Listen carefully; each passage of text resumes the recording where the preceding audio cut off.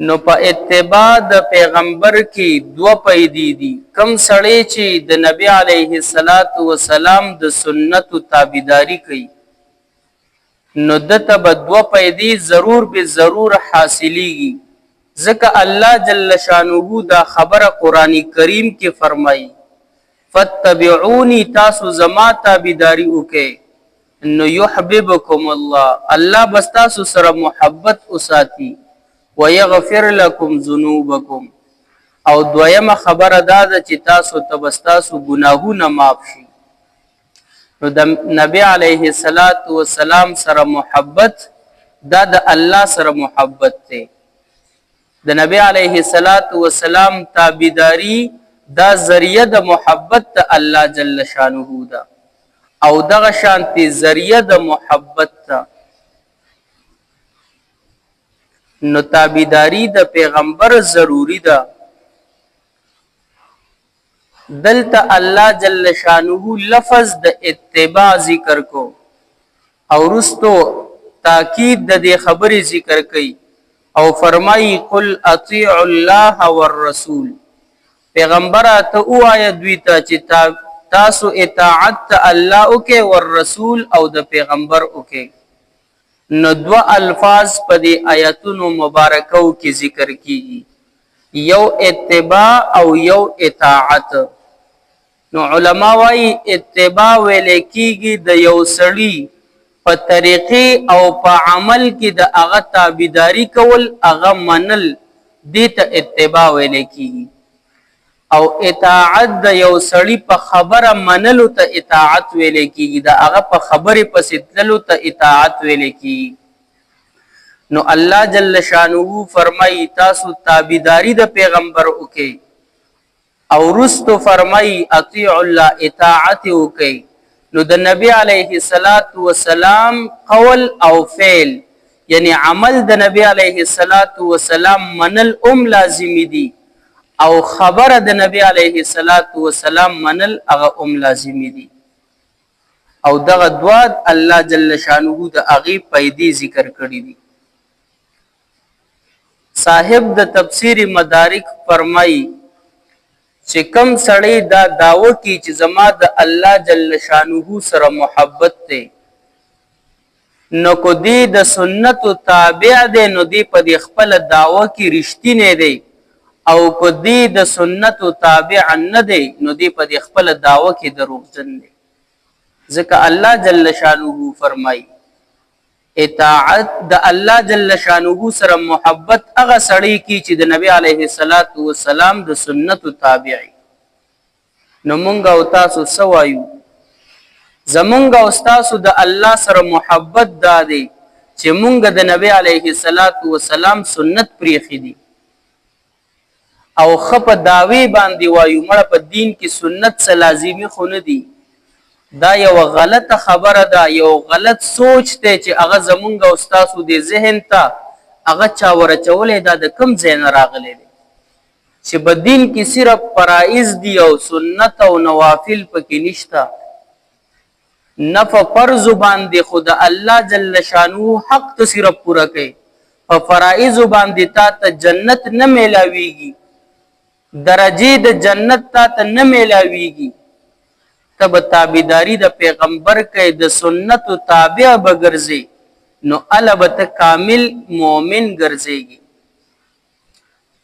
او دی بل آیات مبارکه کې الله جل شانه د خپل اطاعت سره ذکر د اطاعت نبی علیه الصلاۃ والسلام کړی دی. او علما وایي چې الله جل شانه په دې قرآن کریم کې درې سیزونه داسې دي چې هغه د یو بل سره یو ځای ذکر کړي دي. شپږ سیزونه دي دوی د یو بل سره یو ځای ذکر کړي دي. نو درې احکامات الله جل شانه ذکر کوي او وایي چې په دې کې یو سړی په یو باندې عمل کوي یو پوره کوي او بل نه پوره کوي نو دا یو پوره کول د دنه قبول نه دي د سره.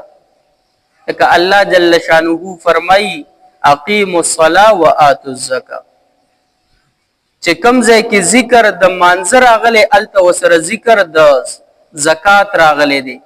نو که یو سړی منځ کوي زکات نه ورکي دا منځ د نه قابل قبول نه دی د الله په دربار کې. که یو سړی زکات ورکي او منځ نه کوي دا زکات د نه قابل قبول نه دی. او دغه شانتي الله جل شانه فرمایي چې زما عبادت وکړئ او د مور او پلار سره احسان او نیکی کوئ. نو دا احکاماتم الله جل شانه کوم ځای کې د خپل عبادت ذکر کړی دی نو الته د مور او پلار سره د احسان ذکر کړی. نو یو سړی ډیر د الله عبادت گزار دی خو د دې د مور او پلار سره محسن نه دی احسان کوونکی نه دی دا عبادت ته الله د دنه قابل قبول نه دی. نو دغه شانتي دی آیات مبارکه کې الله جل شانه دو سيزونه ذکر کړی دي اطیع الله و اطیع الرسول. اطیع الله والرسول نو د خپل اطاعت سره ذکر د اطاعت نبی علیه الصلاۃ والسلام دا خبره مونږ او تاسو تراخی که یو سړی د نبی علیه الصلاۃ والسلام تابعداري نه کوي او دې د الله اطاعت کوي د الله اطاعت دنه قابل قبول نه دی. د سنت متبع نه دی فرائض دنه قابل قبول نه دی. او زمونږ او تاسو په ذهن کې چې کومه خبره ده نو دغه اشکال زنن تاسو له ختموم چې سنت په کولو کې ثواب دی او په نه کولو کې ګناه نشته. دا خبره غلطه ده په دې باندې ځان پوه کو. سنت په دوه قسمه باندې دي یو ته سنت مؤکده ویل کیږي او بل ته سنت زوائد ویل کیږي.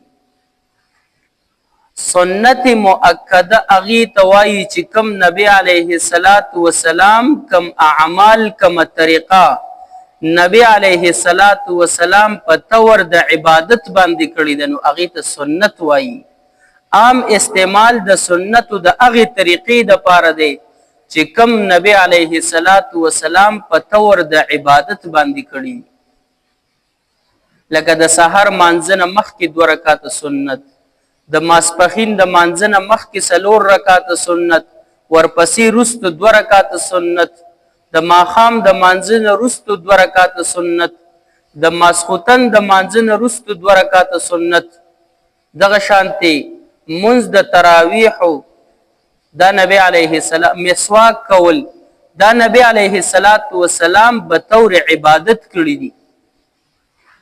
او دویم قسم سنت هغه دي چې هغه نبی علیه السلام به طور عادت او طبیعت کړی دي.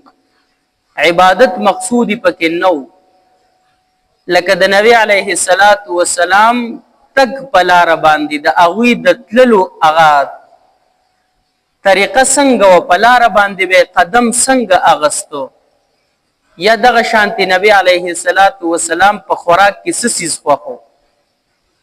نو علما وایي چې د نبی علیه السلام کدو خوخو او دغه شانتی احادیث مبارکو کې راځي یحب الحلوة والغسل نبی علیه السلام به خوږ سیز خوخو او دغه شانتی شهد به خوخول غبین به خوخو کجوري به نبی علیه السلام خوړلی.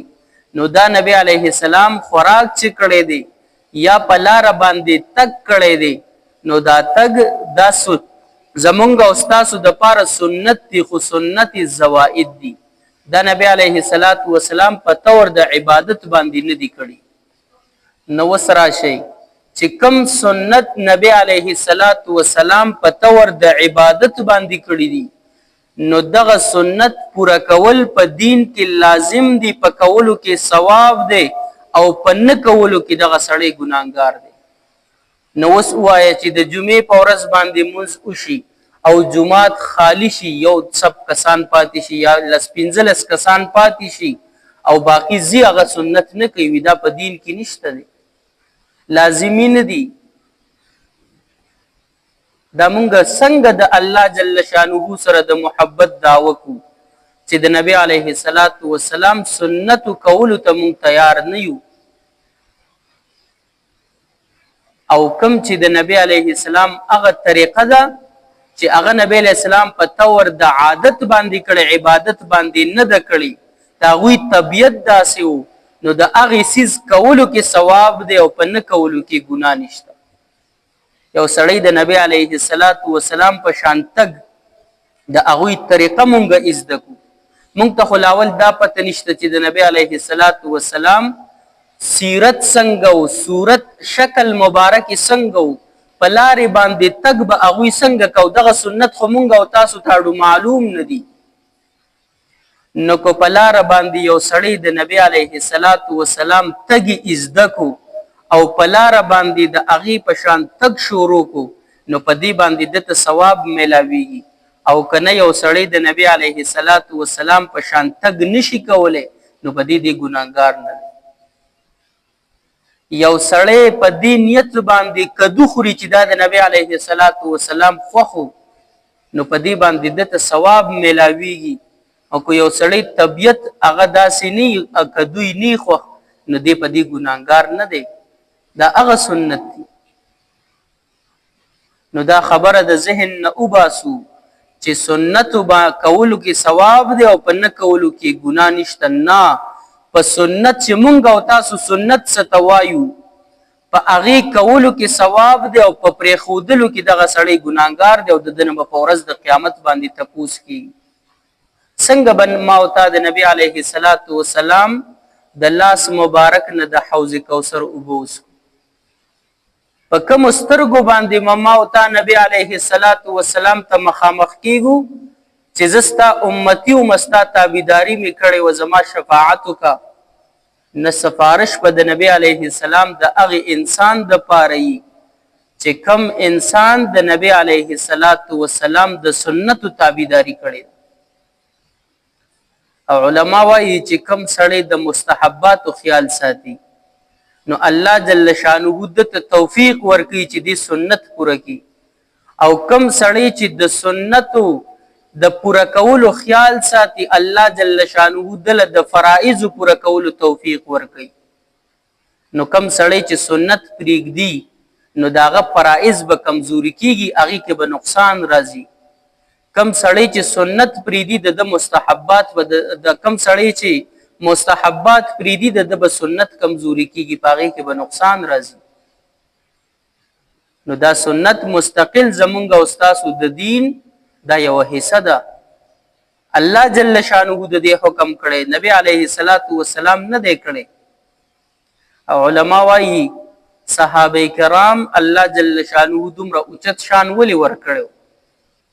د دې وجې نه یې ورکړی چې هغوی به سنت په دې نیت باندې کول چې دا د نبی علیه السلام د الله د محبوب او زمونږ د پیغمبر سنت او طریقه ده.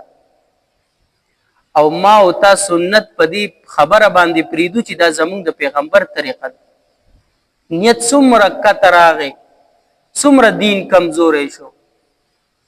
هغوی یوازې د سنت مؤکده او تابع نه و، بلکې د یو صحابي متعلق راځي چې صحابه کرام په سفر باندې روان دي. نو یو مقام ته ورسېدل، داسې یو دشت او هغې ته ورسېدل. نو یو صحابي هغه د سورلی نه راکوز شو، قافله ودرېدله او هغه صحابي د هغې خپلې سورلی نه راکوز شو، یو طرف ته کېناسته لږ ساتې، لکه سړی چې وړو بولو ته کېني داسې انداز کې کېناسته. او لږ ساتې پس بیا راپاسېد او سورلی باندې سور شو. صحابو ترې تپوس وکړو چې دا کار تا ولې وکړو؟ ته خو کېناستې، مونږ وایي که تا ته څه حاجت دی ته واړه بول کې، خو تا خو واړه بول ونه کړه. هغه ورته وایي چې یو ورځ زه د جناب نبي کریم صلی الله علیه وسلم سره په سفر باندې تلم په دې ځای باندې، او دلته نبی علیه السلام خپله سورلي ودرولې وه او په دې ځای کې نبی علیه السلام وړو بولو دپاره ناست و. نو ما وی چې د خپل خوږ حبیب هغه سنت پوره کم، هغه طریقه پوره کم. نو هغه داسې خلک هغوی به د نبی علیه السلام داسې انداز خوښو. او وایي چې کله د بهر نه به یو سړی راغی، لا مسلمان شوی به نه و، د مسلمان کېدلو په اراده باندې به راغی او مجلس ته به رادن نشو، هغه به تپوس وکړو این محمد، صلی الله علیه وسلم.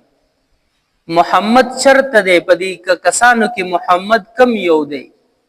حالانکه نبی علیه الصلاۃ والسلام ته الله داسې صفات ورکړي چې هغه په ټولو خلکو کې پیژندلی شو. خو صحابه کرام د نبی علیه الصلاۃ والسلام دومره تابع و چې بارایي سړي ته به پته نه لګېده چې په دې کې نبی علیه الصلاۃ والسلام کم دی. دومره د نبی علیه الصلاۃ والسلام سره ځان مشابه کړی، دومره د نبی علیه الصلاۃ والسلام طور او طریقې په هغوی کې راغلي وي چې بیا به پته نه لګېده چې صحابي کم دی او پیغمبر علیه الصلاۃ والسلام کم.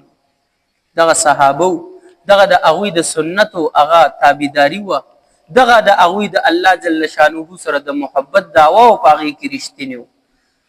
نو صاحب د تفسیر مدارک وایي چې کم سړی دعوه د دې خبرې کوي چې زما د الله سره محبت دی، نو دی به تابع د سنت وي.